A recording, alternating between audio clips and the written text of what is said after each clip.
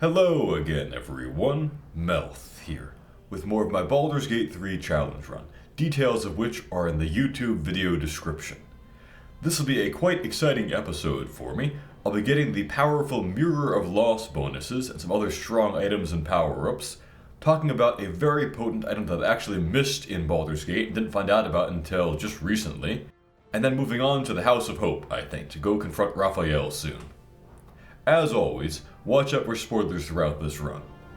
Alright, well, last time we had a really fun battle against all the Shar worshippers. Fun for us anyway. I don't know if it was fun for them. We could ask Viconi about that, but in life she convinced Ballista that she was just astoundingly dumb and ignorant, so I doubt she has anything worth talking about in death either. She does have some good items worth looting though. This robe is, okay I would say at least. Doesn't stand out compared to some of the crazy stuff we get in Act 3, but power-ups for using the already pretty good spell Shield of Faith that just does a good job for being a level 1 spell is, okay. And then this mace is kind of odd to talk about in that it's like really, really good, and yet it's also useless. It's a stat stick giving you 18 strength just for carrying it, which should be tremendously valuable, but the thing is, the Hill Giant Club exists from back in Act 1 and does the same job, basically. So, you'll never really have a party that needs both those items, and therefore this one ends up just kind of being an afterthought. So it's weird in that it's really strong, but also no one ever needs it. This shield, though, is really good. A lot of the legendary items in this game just kind of have a grab bag of effects that have no synergy and no connection to what the thing is supposed to be doing really, and therefore just really aren't very good. But this shield, all its abilities are genuinely useful defensive things. It's a phenomenal shield for that reason. It does what you want a shield to do. I mean, first of all, it has better armor class than average shield, so that's nice, I guess. This is then probably the weakest ability, just because by this point in the game, you probably have better reactions to do, but even this isn't bad. Interrupting a multi-attacking enemy by knocking them prone is worth something. Just a good build probably has something better to do with their reaction by this point. Then this is just amazing, because spells are often the most dangerous attacks in the game, and being able to be highly resistant to them, of all kinds, both saving throw ones and attack roll ones, just incredibly good. Then this is basically invincibility at range against many enemies. What counts as a projectile in this game is absolutely insane, no logic to it whatsoever. All kinds of things that are not projectiles count as such, and so this effect just makes you immune to all of those things. And even for fun, reflected back on the attacker, so not just strong, but also very fun. I probably won't get much use out of it myself, just because, one, I can't restore this ability very often because it's once per short rest, and I just don't get many short rests on this challenge run. And then also, at this point, my party is so strong that it's very rare for enemies to even get a chance to attack me in the first place, so there isn't really anything to reflect in most fights. But I've got to say, it's a strong ability. And this is also both just strong and fun. Warding Bond is a really powerful, really fun spell that's kind of ruined by being almost exclusive to the Cleric class, which is arguably the worst class in the game to have it. Because clerics are almost always concentrating on important things. So the last thing they want is to be taking small amounts of chip damage from an ally that makes them make concentration saving throws. And also, clerics, unlike many other classes, don't have a lot of built-in ways to either give themselves temporary hit points to basically negate the damage, or to resist it, or things like that.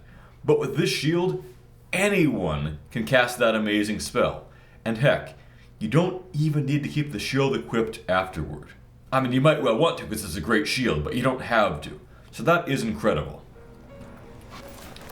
In my party, though, because my cleric Karlak is wearing this armor and so forth and has other ways to resist damage pretty heavily, she has already warding bonded most people that I wanted to put it on, so I don't have that much use for that spell right now, but I think I probably will later on in the game when I get to the final part of Act 3.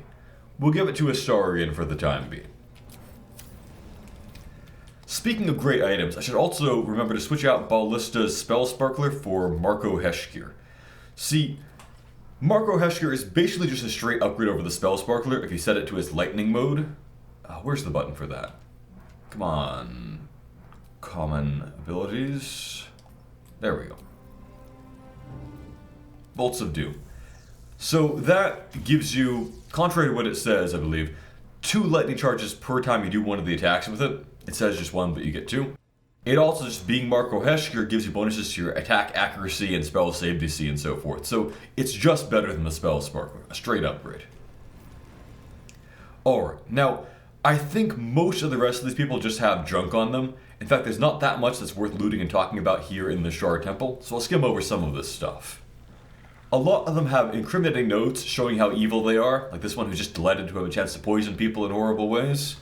Or like this guy up here got in trouble for having blood all over his clothes, presumably from torturing and murdering people, and is, upset about the blood on his clothes and being in trouble for that. Their torture chamber is just upstairs there. We'll probably stop by there later on. And then, I feel like there's one, this one. Kind of like their token, not fully evil team member here, who has this letter to her mom, regretting having joined the Shar Worshippers, because her mom warned her, hey, don't go off and join the cult of the evilest goddess in the entire setting. They'll make you do bad things. And she stupidly went off and joined the cult of the evilest goddess in the setting and had to do bad things. It's like the only thing there is to know about Shar is that she's pure evil. So I'm not too sympathetic to that person. Here goes nothing. Alright. Then over here is their armory, where they have a few magic items they inexplicably didn't use against us, but they aren't very good anyway, so we won't use them either.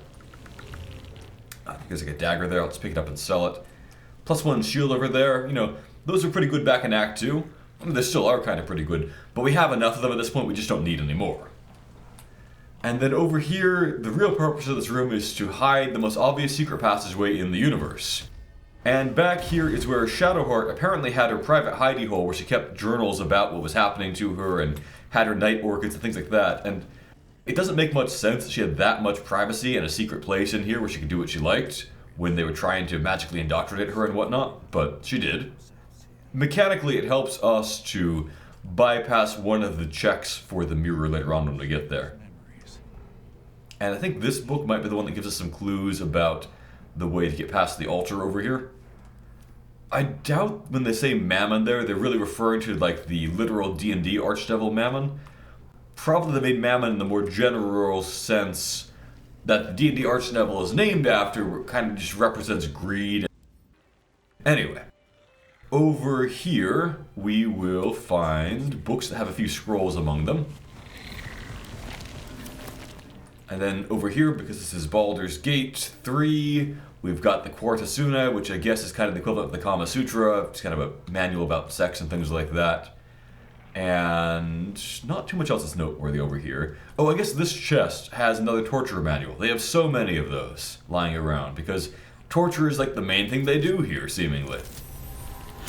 When you first meet Shadowheart, she will talk about being a torturer for Shar and things like that, and is proud of her skills even, rather than the least bit ashamed of it.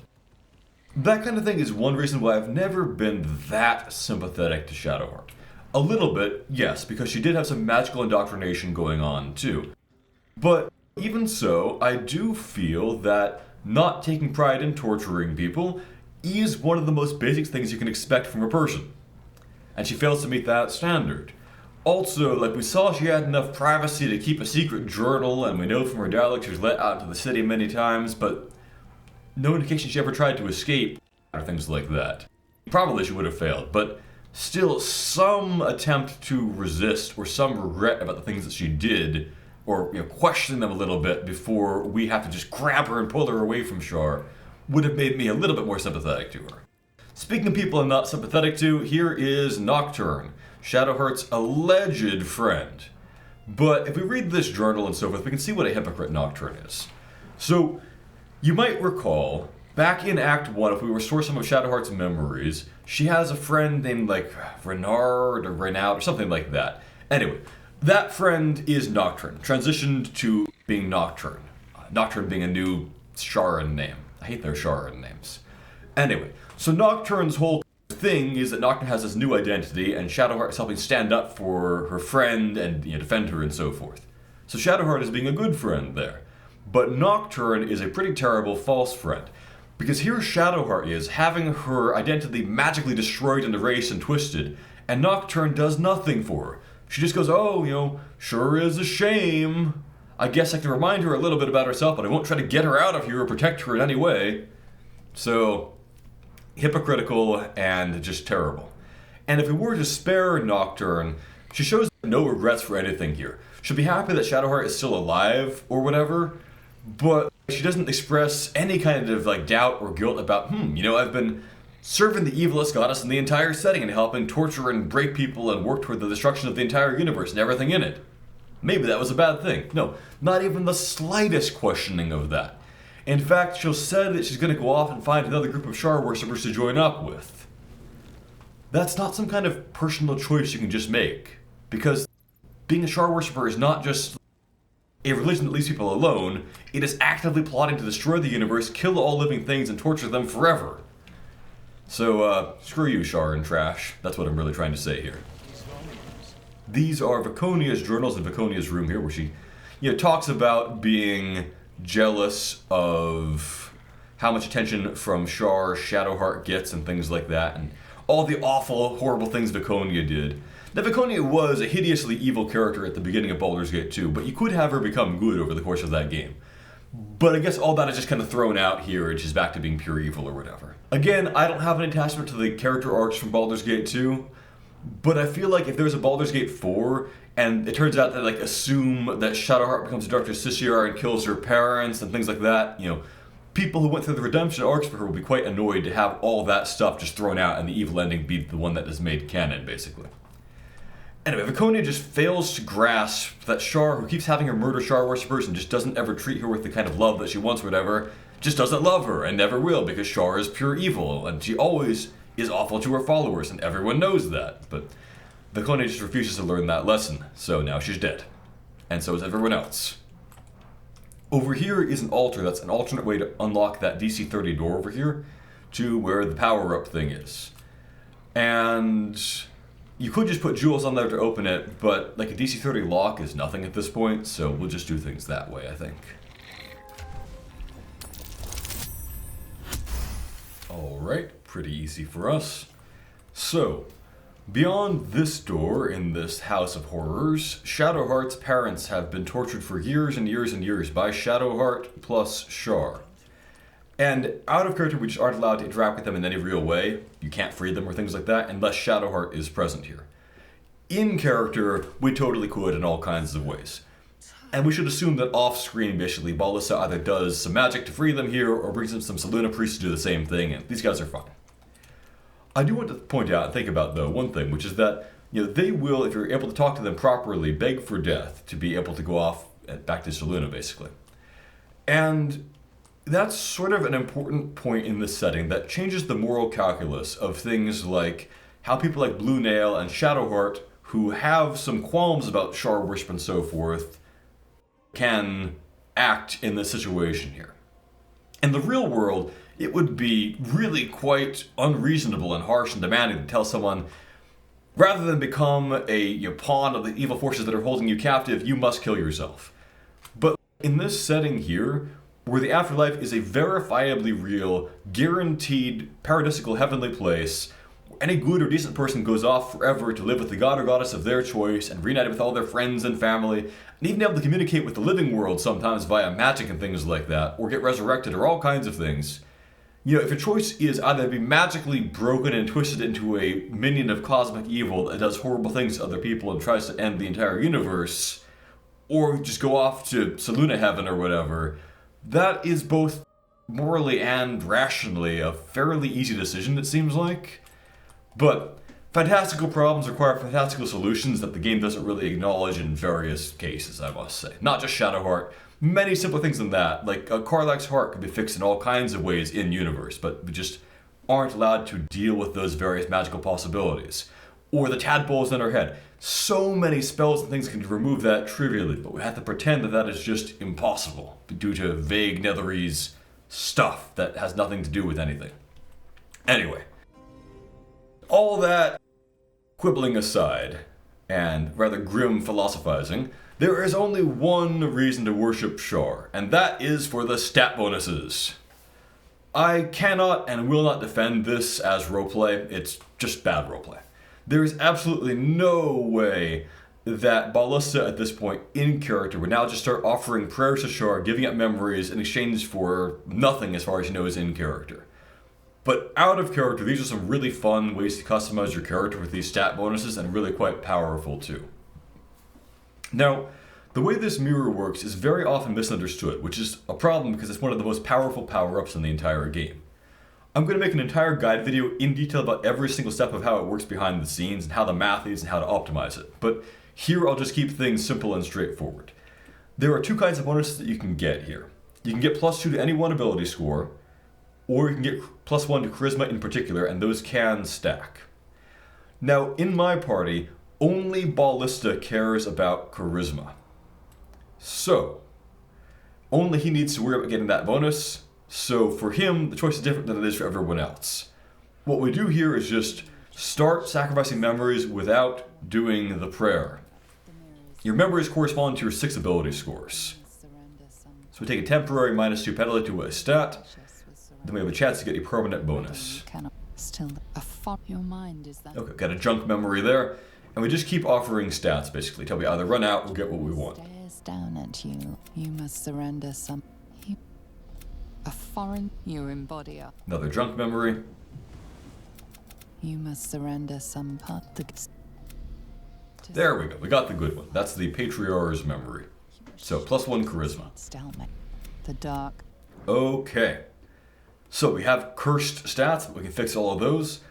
But there is one thing to do first, which is to also get the +2 bonus, which will incur more curses. So we will now optimize to pass the religion check. So you get the actually be a smarty hat.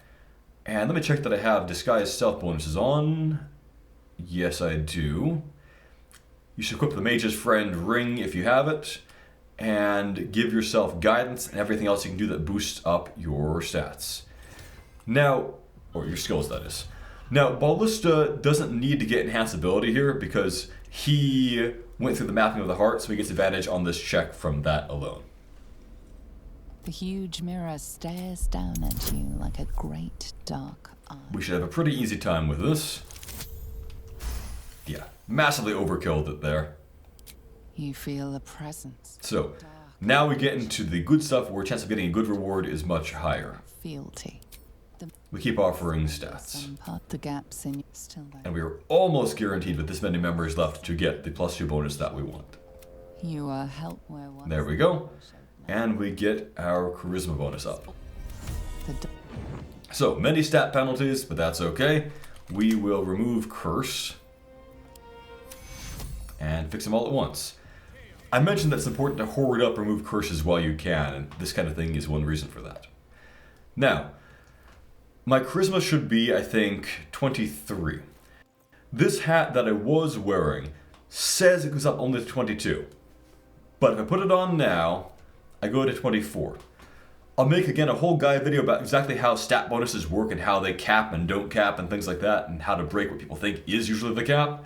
But for the time being, the important thing to know is that the mirror can get you up to 24, as can the Patriarch's bonus, but never really beyond that from the mirror. So to fully make use of that, I'll need to re-spec and put a couple more points into charisma, which I can do. I'll just do that once I also have probably the Amulet of Constitution, so I can take care of both those re-specs at the same time for efficiency. For right now, I'll just be a little bit inefficient. Alright, on to the other characters. Let's start with Astarion, because he also has advantage here for having done the last one of the Justiciar trials, I believe.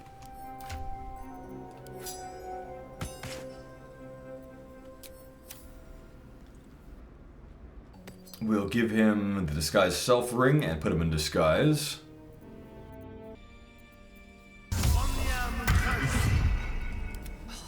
We could give him easy proficiency in religion if we were to give him the Elixir of Human Versatility, but that would give up his half-elven one. I'd rather try to keep that, I think. I've got inspiration to bail me out if I fail the check initially, and I have bardic inspiration I can give too, so this should be pretty easy, I think. Huge polished disc looms before you. A mirror, one used by the Sharans to plunder memories from the minds of others. Okay, passed it. Didn't even need the +12, or plus D12 that is from bardic inspiration. Dark and ancient. The mirrors. So same thing, we just start offering up memories. Something still. The spilled blood of Saluna's daughter comes to your mind. You are I don't know why we're getting that. We didn't actually kill Aelin, so whatever. Anyway, there is now something. for a starting, we definitely want dexterity, no doubt about that. You escape across the dark. Alright, so we continue this pattern. We'll give up the intelligence hat to people who need it, and then give them other bonuses and go on from there.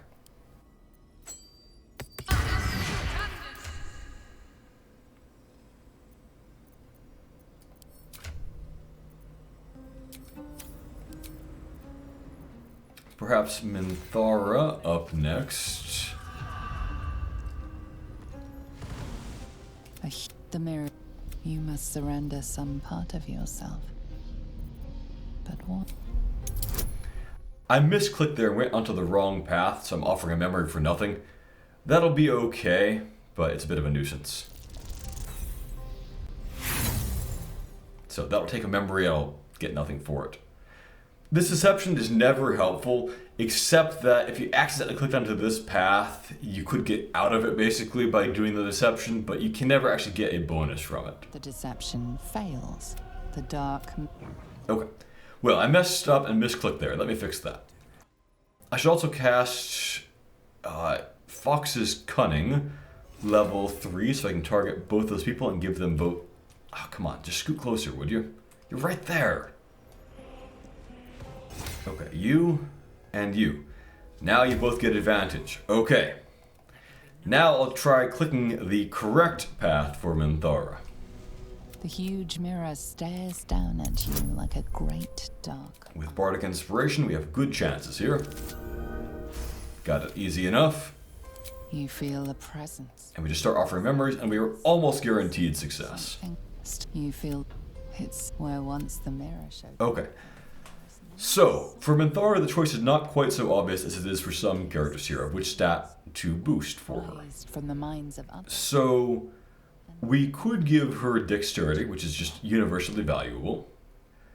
Intelligence normally would be good for her because she's kind of a mixed, wizard cleric, but she's using or mixed wizard druid, I should say. But she is using the headband of intellect for her intelligence, so it can't really help her there. We could boost her wisdom, but most of her powerful spells are the wizard things anyway, so that still wouldn't be that great for her, I would say. So it might just be that dexterity is the best bet here overall. You escape across Plus 1 AC, plus 1 initiative is really, really good, plus other perks too. the dark.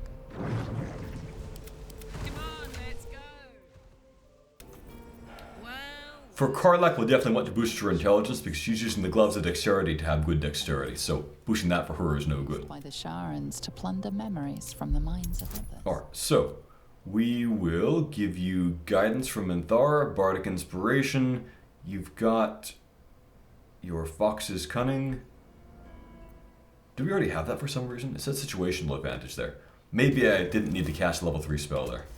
There we go, easy success. And we just start offering stats, blah blah blah. It's where once the mirror showed. And we'll get that intelligence bonus. Okay, so now it is time to remove all these curses. Pull yourself together. There we go. Okay, we are all back to normal. Now, I really enjoy overall the Mirror of Shar as a power-up idea and things like that. It's a good fun way to customize your characters in the late game. You need to do some difficult things to get the reward, and it's strong but not unbalancing, I would say. I don't love that it's so random behind the scenes and so forth, and so you could just get or not get bonuses based on pure luck with no way to control it, only to manipulate the odds in your favor a little bit. But that's okay. Overall, I still like it quite a lot. Let us get out here to their torture chamber and a few other things and inspect those, and then stop by the reception desk on our way out. Anyway, horrible torture chamber in here, messy with severed body parts and things like that. Typical Sharan stuff. We'll break down this door. We'll probably off-screen bring in some priests to properly re-sanctify this place and destroy all the traces of Shar's influence here. But no way to actually do that in-game, of course. This is the room where they were training for the mission to go get the prism that they knew nothing about, not even the name. I do appreciate the detail that they had both a Githyanki and a Mind Flayer chest in here to practice on. We passed on a 3. Eye Bite. That is a spell that people often sleep on, and the enemies that are targeted with it often sleep too. There are some cases where I'll show later on in the game where it is just a phenomenally valuable spell. Situational, but it can just win automatically some fights that people think are really, really hard. Okay. Over here I think we'll find their information about Gortash, which will give us a good reason in character to go next to deal with that stuff and Raphael via Helsek. Let me pass items so I'm not overloaded here. Alright. Well, we always knew that they were up to something bad here, and now I know just how awful it was. I know what happened down there.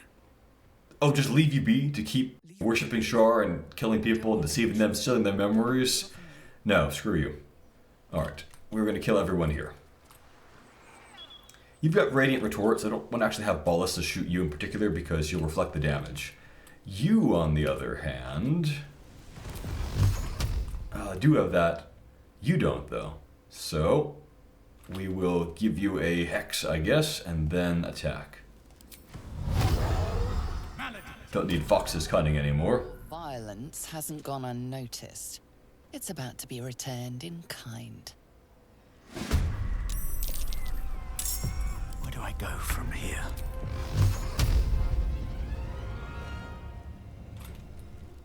Do I need to walk away a little bit?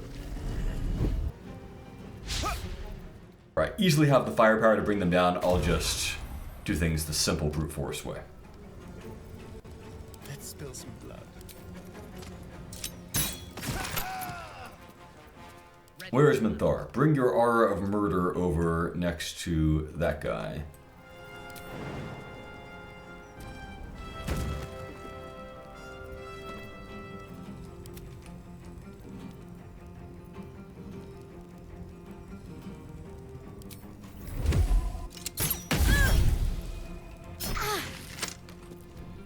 Probably don't need your full firepower. Where's the other enemy here? Wilbur. Okay.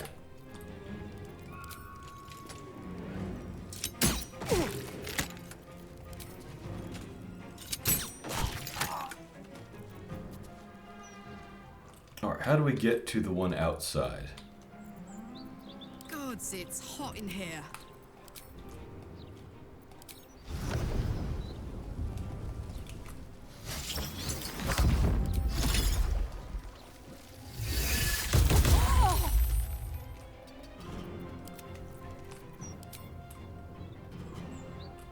My elementals are really struggling with their ability to fly and teleport through things.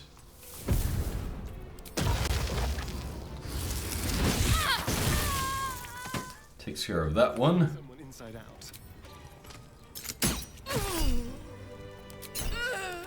Okay, easy enough. We'll take our money back and then be on our way. And we'll alert the authorities about this place off screen, as it were.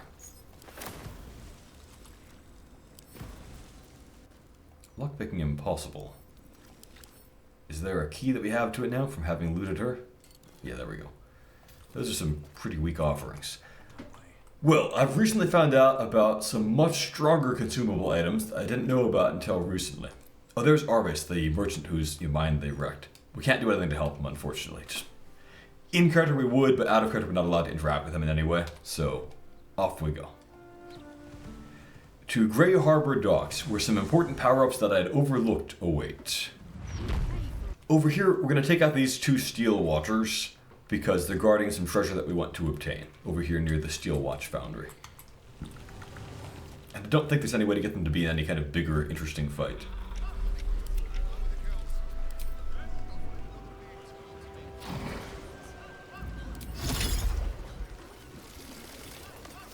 Alright, so we'll begin the battle like so. Sort of fight. And now you have one.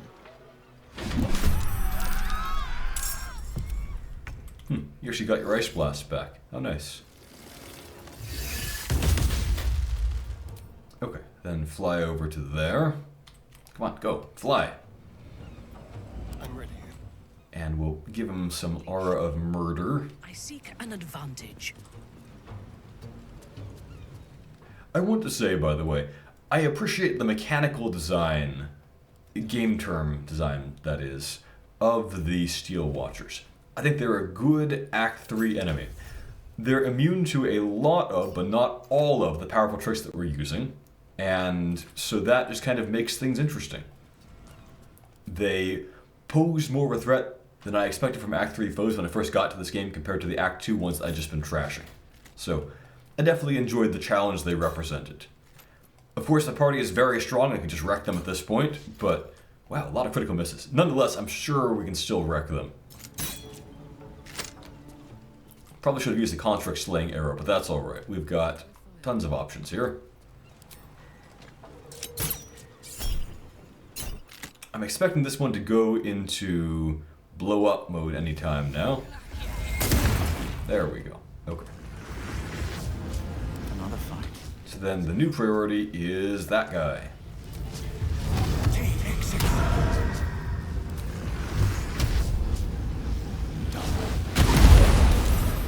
We've got a lot of critical misses here, I must say. Seen everything.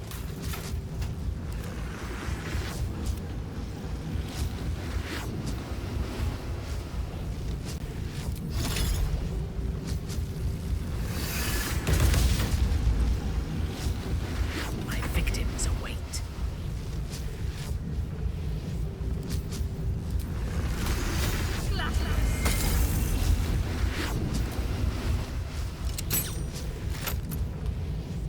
Onward. Okay, we'll go out of their blast radius. Have some courage. I won't give in.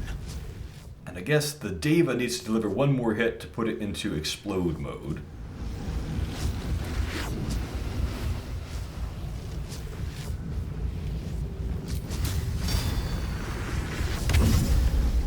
There we go. Okay. Uh-oh. Are you gonna get blown up now? I thought you had more movement than that. Okay. You'll take one blast of damage. That will be okay, though. Wait, that one's... It didn't actually blow up. It just stayed in explode mode? Okay, that's pretty weird. Well, alright. Let's just shoot him, and maybe we can feed the kill to Karlach to activate her life essence harvest that we need to recharge. Let's get that life essence out of this not alive construct, shall we? There we go. Slug my guts. Alright, so what we were here for is that on this seemingly ordinary ship, there is the mother lode of Mind Flayer parasites. So we shall go over and grab one of those. There we are. 6 of them, I think. Now, we of course already have all the good and most of the mediocre and bad Mind Flayer parasite powers, because for roleplay reasons I'm not giving the Astral Touch Tadpole to anyone but Ballista. So, we kind of have the good stuff, we're scraping the bottom of the barrel here. The barrel full of tadpoles, I guess. I suppose that we can give, I don't know, another source of ability drain to Minthara. Then if she uses a dexterity-based attack, enemies will become weak to dexterity, which means they're easier to hit, so... You know, that's a slight perk we could have, I guess, so we'll do that because we're out of good things to take. Best be on my way. Now, speaking of good things to take, I overlooked one of the game's strongest items over here. I just found out how good it is. These guys were like smugglers working for the Thieves Guild, and in this box they have a bunch of drugs. Now, these things have vaguely described effects, and most of them are just purely bad for you and have no benefit. But this one, Terrazul, turns out to be insanely good. See, when I read its effect at one point, it basically just sounded like it gave you haste for 2 turns, like a really bad speed potion. But what's good about it, what in fact is amazing about it, is that it stacks with regular haste and speed potions. With this, if you know what you're doing, you can get 6 main actions in a single round on honor difficulty. Crazy stuff. So yeah, I'll be taking that. Now, we're going to go up to the north here, to Devil's Fee, to follow up on that thing with apparently Gortash and the Dark Urge having gone into the Hells that way. And use that to try to burgle Raphael's place for the Orphic Hammer for leverage against the Emperor, and to get revenge on him, and for just a pile of treasure. Okay. I think it's this building. Yeah, that looks right. We were in here before doing a little bit of ordinary shopping. Now, oftentimes, Hellsick will have some dialogue with you because you're the Dark Urge and she remembers letting you into the Hells before. But because I have this bug where I'm stuck in permanent disguise self, and even when I dispel it, people still don't recognize me as the Dark Urge, I just lose out in that dialogue and that bit of the story forever, unfortunately. So, oh well, I guess. We'll just do some cursory shopping and then we'll just convince her like an ordinary person, rather than like the Dark Urge, to let us into the Hells. To burgle Raphael. To the Devil's Fee, where every hellish curio... Okay. So, I have most of her good items already, I think. Wargfang will be happy to have another one of, because Bloodlust elixirs are getting a little bit scarce, given that I gave him some of my summons and things like that. We've got ways to cast that for free. We don't need scrolls of it. Haste Spores, very happy to have those. And yeah, the rest is mostly healing potions we can't use, other things that we don't have much use for. There we go. Now, let me make sure I click on her and not, like, some random object to accidentally steal, and then aggro her or whatever. Welcome back.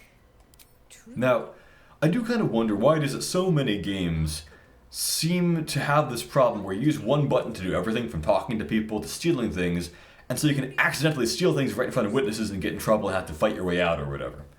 It seems to me an obvious fix could be just have a toggleable setting, do or do not do illegal actions basically. And if it's toggled off, a misclick then won't have you steal things. You just do whatever, if any, the legal option is to interact with that item, inspecting it or just nothing, and if there is no legal thing to do. That way you wouldn't accidentally click on a person but steal something off their counter instead and then get attacked by the merchant or whatever. What a fascinating proposition. She's really, really bad at covering her tracks and avoiding, looking like she's implicated in hurting various devils that could come for revenge here. Like, really bad at it, comedically bad at it. Is charging you for it. Of course, such a task will require quite the substantial... Malin is one of the least important archdevils. He basically doesn't bother running his hell and just kind of focuses on piling up money. Tantamount to suicide. Do not even entertain it. Anyway, she's not actually going to make a devilish bargain with you, just kind of like a gentleman's agreement. And he thinks that it would be an amusing thing to take this person who is a worshiper of evil deal-making devils and then just break the deal and kill her because she didn't arrange a contract this time. She should know better. So he'll go ahead and do that. You put me in a difficult position, mortal. Dude, you are mortal. You're not even like a devil, and for that matter, like a lot of devils are mortal in the sense that you can kill them and they stay dead if you kill them in their own home realm or whatever. I don't know why she calls you immortal, because I'm pretty confident I haven't read anything indicating that she is, in fact, anything but a mortal herself. Within the House of Hope. Free passage. And you don't grasp that it'll be kind of suspicious if his gloves of Hill Giant Strength on a place of prominent display end up on your hands? Like, she keeps talking about the importance of secrecy here while taking no real precautions other than just telling you not to tell anyone. We never spoke. Second, you will perform the rites yourself. Absolute deniability about, a thing that even the random Shar worshippers who don't know what's going on know you're involved in. Yeah, so Ballista is kind of laughing behind his hand about that. This key, too. It unlocks the ritual room upstairs. There's a blood circle already drawn. Don't ask whose blood. She also has some treasures upstairs we'll burgle from her while we're doing that. Yeah, I don't know why we switched from her telling us this stuff to the narrator for this one line. Odd. Finally, you were never here. Alright. So up we go, we will rob her house, and then we will rob Raphael's house.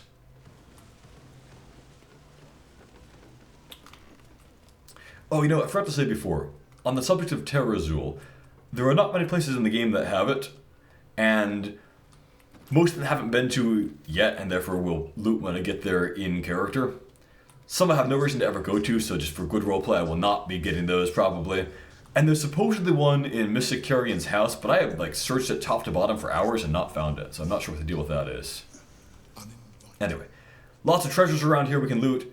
And in a good bit of game design, there are alternative sources of all the ritual materials in here. So if you didn't cooperate with her, you can find them and figure things out, basically, from there. That's what the Infernal Marble is for. But we have one, so we don't need it. There might be some magic scrolls on her shelves. Yeah, Cloud Kill. That's a trashy spell.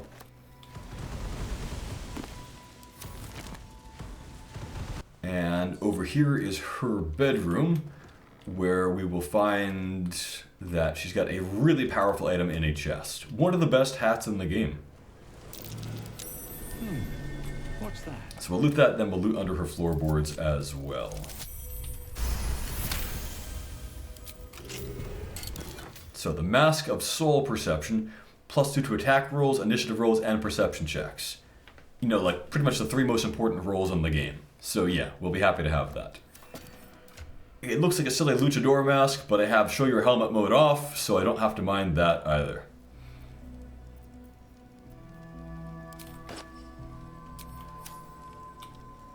And then where's that loose plank? There it is.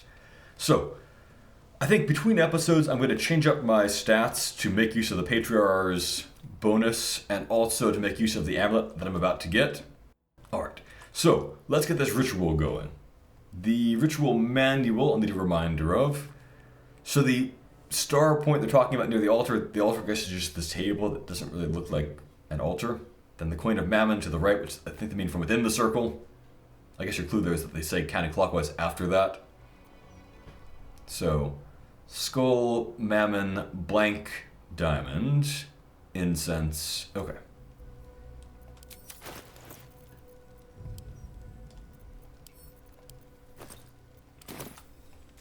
I do like this little puzzle. I mean, it's pretty easy, but I do like it nonetheless. Okay, blank diamond over there. There we go. Portal open. Let me grab something from camp before I go through, because Baldur would want to prepare for this properly. Speaking of things to do in camp, I could respec here with Withers right now, but I've been thinking about it, and the thing is, the amount of time that it would take to make sure that I have respec to not gain any stats or anything like that, or get any kind of bonus whatsoever, is like so massive at this point in the game. We're on level 12, and have all of these resources, not just spell slots and hit points, but also like abilities like who I can summon and who I can't. It would take hours, and also have a high risk of giving me back an ability that I should not have back without me even knowing it, and thereby going against the purpose of my challenge here. I think what I might do instead then is use the cheat engine to just directly swap my stats around, to just take 2 points out of something and put it into charisma to get the equivalent of respecting just that one stat, while not having to go through the hours of careful checking and double checking, did I use up all abilities properly? I'll do that between episodes, I think. But anyway, for now I will, as I said, go ahead and get the amulet and then end it right there. Once we have that, and therefore can respec to take advantage of both the new charisma bonus and the constitution replacement.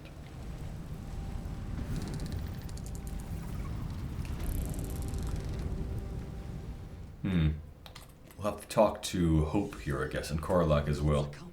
So, Karlach's heart is feeling good again, because she's back in the Hells. Now, I do want to make mention, because I've talked before about how many solutions there are to many characters' problems in this game. It is not really a thing in the D&D settings in general that Avernus is some kind of unparalleled hot place. Some of the Hells are hot, some are cold, some are just kind of indifferent. Avernus has never been some kind of supernaturally ultra-hot all the time place. And so the notion that her engine only works because of heat here, which is something to say, that is silly. If it magically only works in Avernus because it's magically only in Avernus, that's something, I guess. But then, like, we know the Steel Watcher engines work outside of Avernus and should probably be fixable. Anyway, whatever.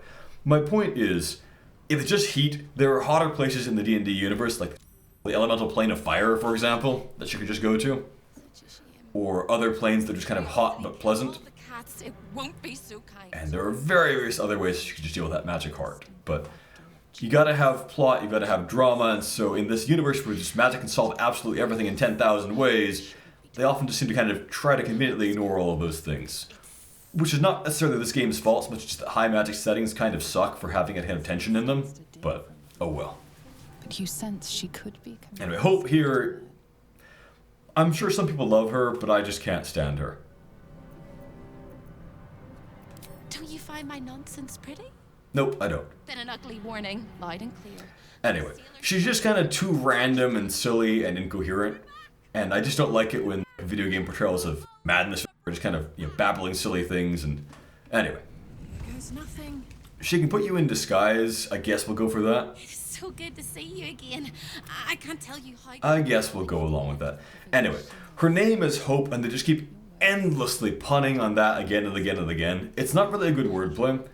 And of course, it's called the House of Hope because it's literally her house that Raphael stole somehow or other, I guess. I'm not quite sure how, given that she apparently has the ability to just banish anyone from it at will, but whatever. And the only reason you're alive. I am. If she had some kind of genuine background to explain why she's a super strong cleric named Hope and has some kind of magic house in another plane or things like that, maybe then I'd appreciate her, but she doesn't.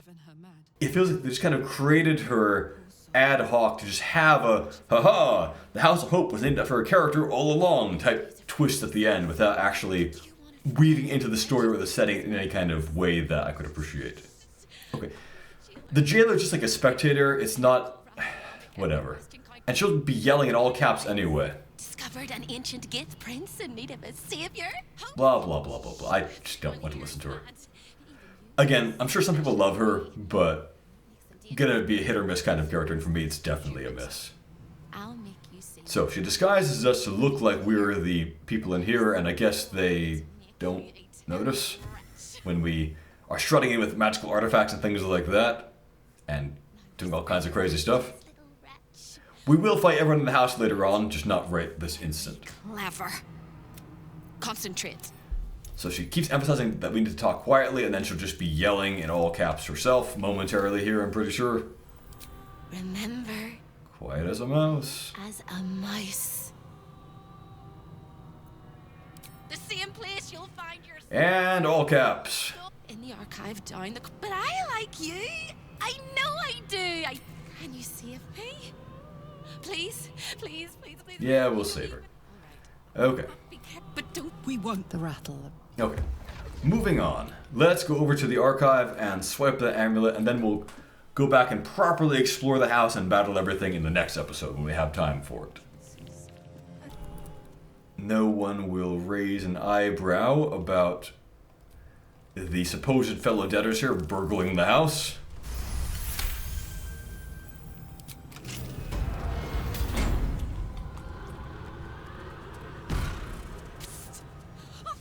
Yeah, no, we're not talking to you. So, the oh-so-clever archivist here who's supposed to take care of all these artifacts, his security procedures are very cunning. He will just follow one person around, ignoring everything else. That's all there is to it. Corilla's over there, but somehow won't recognize us and put two and two together, inexplicably. Let's just have Karlak walk up here, and we'll come back for the other artifacts once we've properly earned them, but for now, we're going to just go up and grab the amulet. And disorder into the archive. Now, they run kind of Indiana Jones-style pressure plates, where if you put some other object on first, you can then take the thing back out. I find that not always work consistently when you'd expect it to, even if the weight should match or be higher.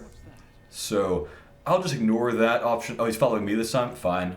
We'll have me walk over or something, and have Astarion burgle it. It doesn't really matter. It's trivial.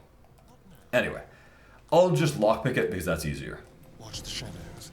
than counting on it an inconsistent way to disable the pressure plate to work. It really is a magnificent exhibit. Wholly unique. That's okay, we've got trap disarm kits to spare. Or it won't let us use them, just inspiration. Okay.